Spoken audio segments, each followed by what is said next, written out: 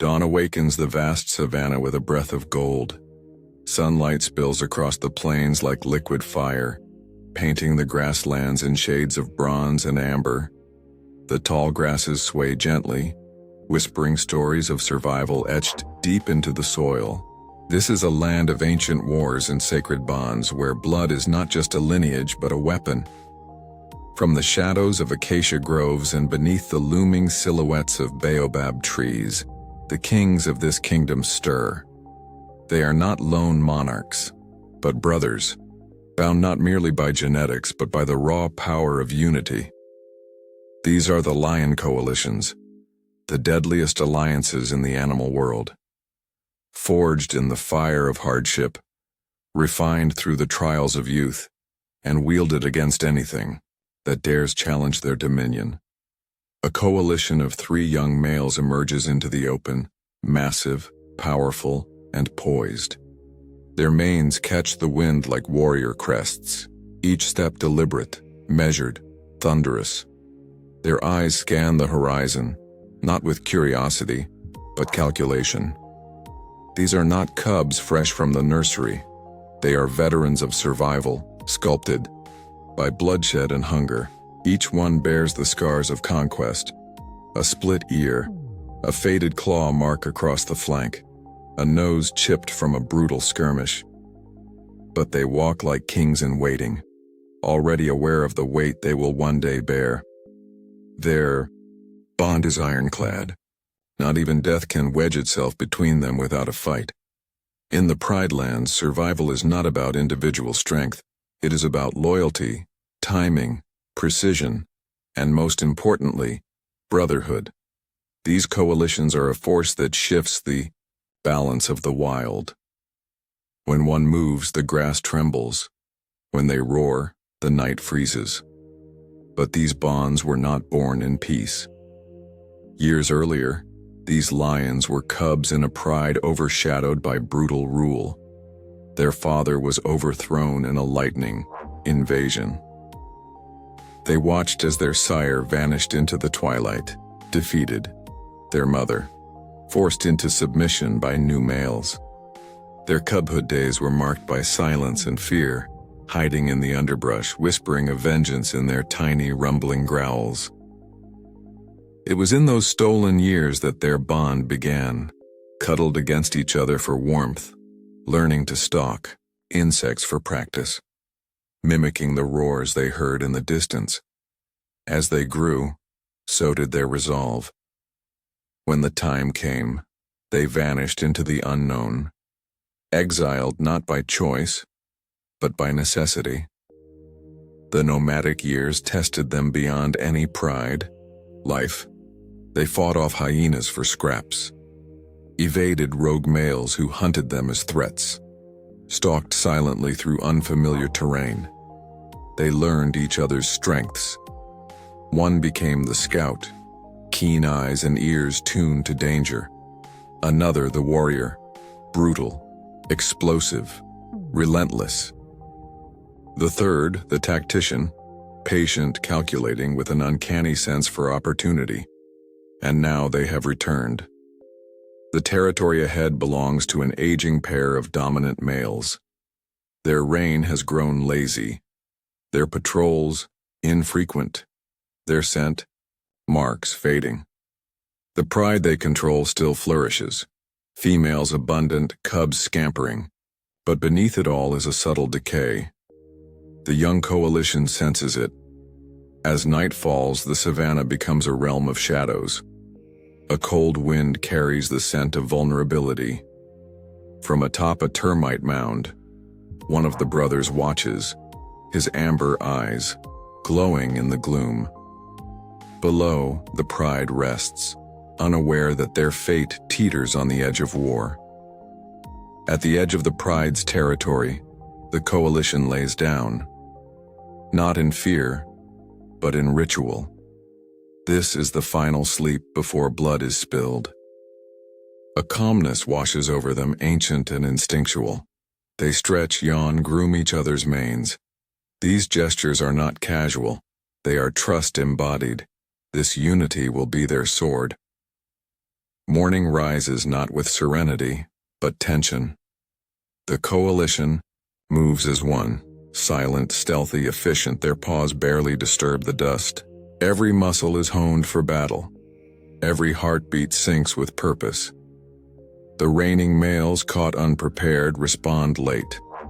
One hears the alarm barks of a baboon, the other notices the change in wind. But it is already too late. The clash is volcanic. Dust explodes into the air as titans collide. Roars rupture the quiet morning. The earth shakes beneath the fury of claws and fangs. The old kings fight with the desperation of fading legacy, but youth does not tire easily. Blood slicks the ground. Fur flies in all directions. For minutes that stretch like hours, the future of a kingdom hangs in violent chaos. And then, silence. One of the old males flees, limping, defeated. The other, broken and still, lies beneath the furious eyes of the victors. He is spared, not out of mercy, but because death has already come. The pride watches, wary. The females gather their cubs, uncertain of what new rulers bring. But the coalition does not rush to claim. They pace, they mark, they roar, not just for territory, but for every moment of exile and pain they endured to reach this day. Their voices rise in unison, echoing across the Savannah. This is their land now. Yet, for the lions, victory is just the beginning. The responsibility of rule weighs heavier than any wound. They must defend it, expand it, protect their lineage, raise cubs that will one day face the same trials. The wild has no resting place for kings. The coalition moves through their new territory like ghosts of vengeance, checking boundaries, renewing marks, observing their pride from the distance. One of them limps slightly from the battle, but his eyes shine with quiet pride. And in the shadows beyond, another force watches. Two rogue males, lean and dangerous, sniff the scent marks, gauging strength. The cycle has begun again. In the Savannah, kings rise, but they are always hunted. The days that follow are still almost reverent. The sun hangs heavy in the sky, casting long golden shadows that stretch across the Savannah like ancient scars. The newly crowned coalition walks the boundaries of their conquered kingdom. Three figures etched against the horizon, regal yet alert. They do not strut with arrogance, but with the silent authority of those who have earned every inch of soil they now command. The pride adjusts to its new rulers with caution. The lionesses move like dancers through grass, always watching, always listening. The cubs hide at first, peeking from behind their mother's legs with wide eyes. They do not yet understand the stakes, the unspoken rule written into every lion's blood. New kings often mean death for the young, but these brothers are different. They circle the pride without immediate aggression. They sniff, they observe, they take their time. The eldest lioness, scarred, seasoned, the matriarch of the pride, steps forward. She makes no sound, but her stance is firm. A challenge, subtle but unmistakable. What kind of kings are you? The largest male lowers his head slightly, not in submission but in respect. The moment passes. The tension loosens.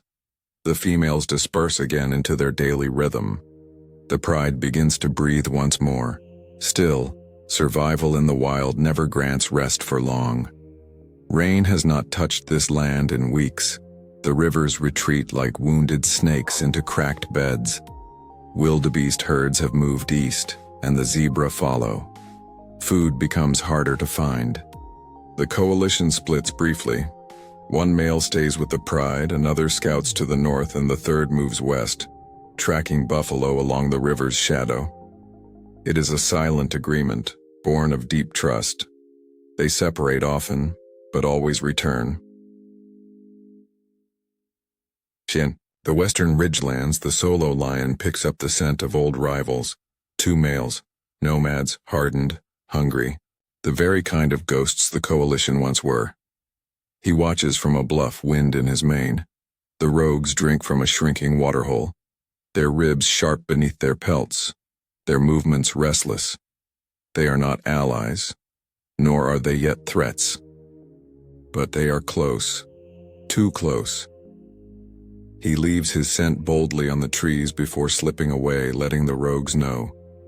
This land is taken. Back at the heart of the territory, the pride prepares for the hunt. It is the deep dusk when the lionesses move on, 7 in total, their bodies taut with grace and lethal intent. The coalition follows from a distance, silent shadows in the fading light. They do not lead the hunt. That is not their role. This pride has hunted for generations without them. But they flank the herd's perimeter, watching for danger, watching for opportunity. A herd of impala grazes in a clearing. The lionesses move in a coordinated arc, 2 from the side, 3 from the front, and 2 remaining hidden in the rear. It is a tactic older than memory. The world holds its breath. Then chaos. The grass erupts with golden death. The impalas scatter, leaping in blind panic. Dust and noise, a squeal, the thud of a body hitting the ground. One lioness clamps her jaws. Around the throat of a fawn, the others forming a defensive circle. The kill is quick and clean. As they feed, one of the coalition joins, waiting until the lionesses have eaten their fill before stepping forward. There is no need for conflict. This too is part of the trust. They are not tyrants. They are guardians, but power always draws challengers. One afternoon, the lion patrolling the northern edge returns with fresh wounds, a gash beneath his shoulder, a bite mark near the haunch. He limps into the pride's shade, blood caking his mane. The others move to him instantly. They do not roar, they do not question. They inspect the damage in silence. The rogues have made their first move. At night, the coalition regroups beneath the moonlight. They sit in a tight formation atop a gentle hill, the Savannah stretching endless around them. A warm wind blows. Somewhere in the distance, a hyena laughs, a cruel, broken sound. One brother growls, low and sustained. Another joins him. The third answers. And then, together, they unleash a chorus of roars that shatters the quiet, sending gazelles into flight and hyenas scattering like ash in wind. It is not a challenge. It is a declaration. This land is held in blood. Come and try. Morning brings calm. But it is the uneasy calm that precedes storms. A pride meeting takes place near the riverbed. The lionesses gather in a semicircle while the males stand like sentinels. The cubs play unaware, climbing over each other like golden boulders with legs. One brother licks a cub's head, a surprisingly gentle act from a warrior's jaws.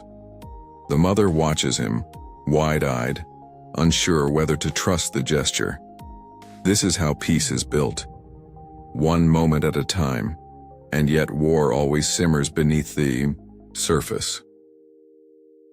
That night, the rogues cross the border. It begins with a scent trail defiled, trees clawed with new marks, dung scattered near the pride's sleeping ground. Provocation, written in the raw language of lions. The coalition does not hesitate. They move together, like an arrow drawn back for years, now finally loosed. Their bodies ripple in silence through the night. Every blade of grass they pass is witness to purpose. The confrontation is quick. The rogues are waiting, crouched near the old waterhole. Their eyes glow amber in the dark. Both sides know what this is. There is no bluffing in lion war. They clash like gods thrown to earth. Roars shatter the dark, sending flocks into flight and hippos diving for cover. Claws meet flesh. Fangs sink into manes. The grass turns slick with blood. One of the rogues falls, screeching, pinned beneath two of the brothers. The other flees, but the third coalition male intercepts, dragging him to the ground with a roar that shakes the air. When it ends, silence blooms. The rogues lie broken. One lives, but crawls into exile. The other does not rise again. The brothers stand over the scene, their breath heavy, eyes wild. They do not celebrate. They do not linger. This is their role. Protectors, enforcers, monarchs made not by birth but by fire. As the sky begins to pale with the coming dawn, the coalition returns. To the pride, the lionesses watch them enter, wounded, triumphant, exhausted. They do not question. They know the scent of victory. The cubs run forward, squealing with joy. One male drops to the ground as the others stand guard, always alert. The sun climbs, slow and golden, and far on the edge of the world, another coalition stirs. Because in the kingdom of lions, no victory is eternal. Power is borrowed. Thrones are defended with tooth and claw. And even the strongest brotherhood must face the truth. The wild never sleeps. Only the dead rest easy.